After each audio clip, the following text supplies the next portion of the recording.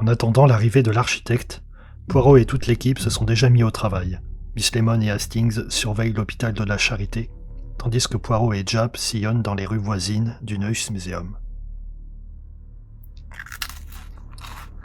Oh, Hastings, mais... Je suis désolé. Ah, mais vous mettez des miettes partout. Je suis désolé, mais j'aime trop ces biscuits. Ah, mais... Hmm. Ça va être dégueulasse après. Sortez vos jumelles, il est là. Ah.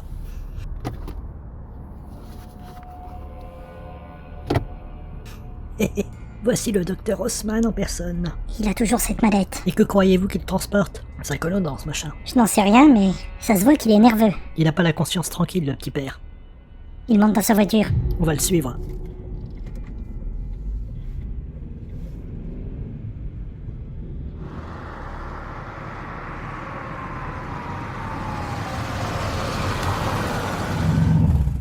Toujours le même restaurant.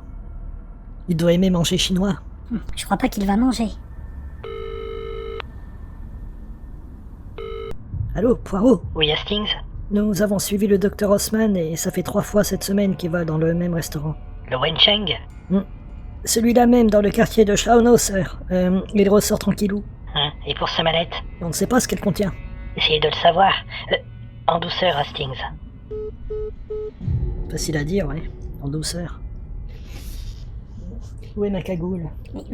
Mais vous voulez faire quoi? Bien, je vais voir ce qu'il contient. Cette mallette. Voilà. Vous me trouvez comment? Arrêtez.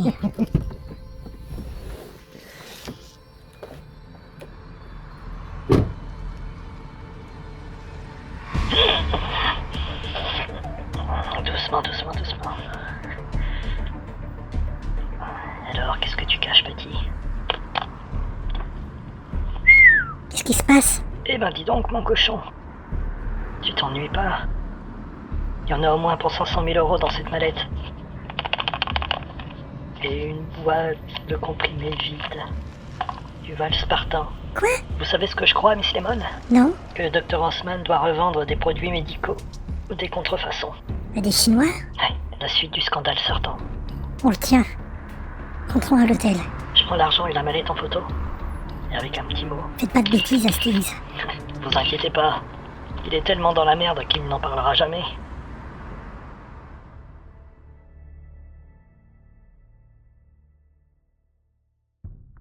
Alors? Où en êtes-vous? Je crois que nous avons trouvé celui qui nous ouvrira les portes. Voici le docteur Rudolf Haussmann, 53 ans, ça fait 20 ans qu'il occupe son poste à l'hôpital de la Charité. Son grade est praticien hospitalier avec fonction universitaire. En d'autres termes, il est membre d'un CHU, entre autres ici l'hôpital de la Charité. Et il a la triple mission de soins, de formation et de recherche dans le milieu médical. C'est pas rien. Son salaire doit aller avec, alors pourquoi vendre des médicaments pour arrondir ses fins de mois? On doit mettre la main sur ses comptes pour en être sûr. On doit tout savoir sur le bonhomme, si on veut lui mettre la pression et qu'il travaille avec nous. On pourrait demander à l'inspecteur Schweizer pour avoir l'autorisation. Sûrement pas, Hastings. Il ne faut surtout pas attirer l'attention d'Interpol ou d'une quelconque police. Je vous rappelle que nous attendons l'architecte. Vous croyez qu'il vendait du matériel médical? Non. Des contrefaçons de médicaments. Vous n'avez jamais entendu parler du scandale Sartan, inspecteur? Non. Jamais. Moi non plus, je l'avoue. Ouais, les Chinois ont eu du fil à retordre dans ce scandale. Il a été fabriqué en Chine, à Linhai, et l'Agence européenne du médicament a lancé une interdiction. La Chine ne devait plus fournir l'Europe de ce produit et a été enlevée du marché. Ils ont découvert une substance hautement cancérigène, le NDMA. Alors pourquoi le docteur Haussmann en avait? Ils n'ont pas tous été retirés du marché alors? Visiblement non. Et le docteur Haussmann joue un jeu dangereux avec la Chine. Vous croyez qu'il fait une sorte de chantage? Mais je ne vois que ça. Il refourgue discrètement son reste de Valsartan et les fait transiter dans ce petit restaurant insignifiant. Et donc, on le tient? Pas besoin de jeter un œil sur ses comptes. On le tient. Eh bien, tout arrive à point nommé. C'est Andrew. Tenez-lui rendez-vous ici à l'hôtel. Il ne risque rien. On va enfin se mettre au travail.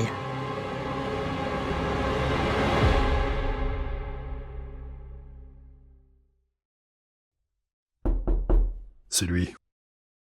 Je vais ouvrir. Andrew, Jimmy, tu sais que je déteste quand tu m'appelles comme ça. tu peux les laisser entrer, ils sont avec moi. Qui sont ces hommes?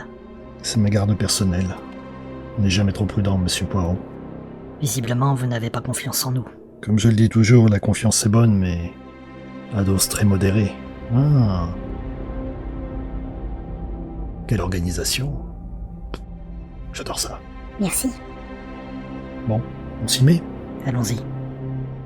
Installez-vous, mais je préférerais que vos sbires attendent dehors. Ils ne sont pas concernés dans cette affaire.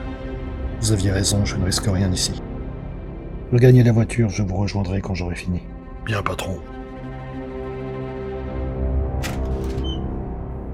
Voici votre cible. Au 2e étage du Neuss Museum. C'est tout à fait ça. J'ai eu le temps de bosser dessus pendant mon trajet, mais ce ne sera pas facile. Dites toujours. Bon, déjà, la sécurité. Vous avez des caméras partout et des capteurs de mouvement. Et surtout, bizarrement, dans la fameuse salle 210 où se trouve votre buste. Les caméras de sécurité sont raccordées à 3 serveurs différents placés à des endroits stratégiques dans le musée. Si vous neutralisez un serveur, les 2 autres assureront le relais. Le seul truc qui pourrait marcher, c'est de les neutraliser en même temps, mais à 3, c'est impossible. Vous avez l'avantage si vous passez par les toits. Par les toits? Oui.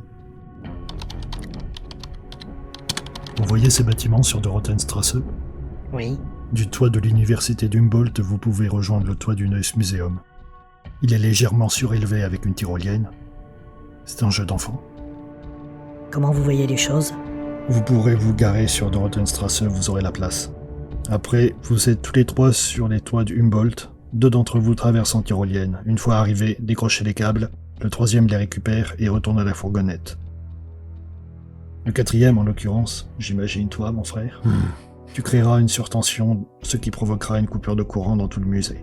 Je me suis renseigné, il y a un battement de 30 secondes avant que les générateurs de secours se mettent en place. Et c'est pendant ce laps de temps que vous entrerez par la fenêtre, au-dessus de la salle 308. Prévoyez un câble. Elle est à 7 mètres du sol. Et qu'en est-il des gardiens qui patrouillent dans le musée? Il n'y a pas de gardien en mouvement. Pas de gardiens? C'est pas possible. Restriction budgétaire. Et puis avec leur capteur de mouvement, les caméras giratoires, vous serez filmés de toute façon. Bah alors, elle sert à quoi la surtension? Mais à faire entrer tes amis dans la place, mon cher frère. Je ne crois pas qu'être filmé sera un problème. Ah, vous trouvez, vous? Je vous aime bien, monsieur Poirot. Merci. En quoi ce sera pas un problème? Vous oubliez qu'une fois qu'on aura fait nos analyses, il faudra remettre l'objet en place? Les analyses prendront combien de temps? Il faudra compter pas plus d'1 heure. Eh bien, pour vous réintroduire dans le musée, procédez de la même façon. Mais ils nous attendront forcément, tout du moins dans la salle du buste. Non mais pourquoi ils vous attendraient là? Dites-moi, à quoi leur servirait-il de garder une pièce si dans cette pièce, il n'y a plus d'objets à garder? Je suis d'accord. Et bloquer l'accès ne servirait à rien. Il y aura personne. Oui, sauf les 3 gardiens devant leurs écrans. Et oui, j'ai oublié de parler de ça. Bon, parlons maintenant du buste. Alors là, c'est plus intéressant. Le buste repose, comme vous avez pu le voir, sur un socle doté d'un capteur de pression, et le tout est entouré d'une vitrine d'une hauteur de 3,50 m, avec du verre sécurisé. Le moindre choc, bim, alarme. La seule partie vulnérable est le plafond de cette vitrine. Pour le subtiliser, il vous faudra venir par en haut. Oh là là là là, mais vous imaginez le temps que ça nous prendra? Non seulement ça, mais l'un de vous, pendu par les pieds, soulèvera le couvercle de cette vitrine, s'introduit dedans, et vole le buste. Et remonte. En effet, le temps sera notre pire ennemi. Je connais un entrepôt pas loin d'ici, on reproduit une copie parfaite de votre salle 210, et hop, au travail. Hop, au travail. Vous êtes marrant, vous. Je sais. Et la vitre est sûrement branchée, elle aussi. Tout à fait. Il faudra non pas créer un court-circuit, mais un circuit de dérivation. Pour le système, il croira toujours que la vitre est branchée. Oh la vache. Le buste pèse 20 kilos. 20 kilos? Donc, si vous ne voulez pas déclencher le capteur de pression, monsieur Poirot, il faudra remplacer le buste par un objet du même poids. Bon.